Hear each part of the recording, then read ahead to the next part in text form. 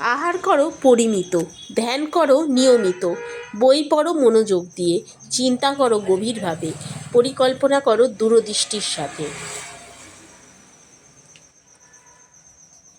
যে মানুষ বলে তার আর শেখার কিছু নেই, সে আসলে মরতে বসেছে। যতদিন বেঁচে থাকো শিখতে থাকো। মানুষ জ্ঞানের পরিচয় দেয় তার কথায়, যোগ্যতার পরিচয় দেয় তার কর্মে, আর বংশের পরিচয় দেয় তার ব্যবহারে। উপরে উঠতে গেলে আগে নিজেকে হালকা করো, নিজের ভেতরে সব অহংকার টেনে বের করে দাও।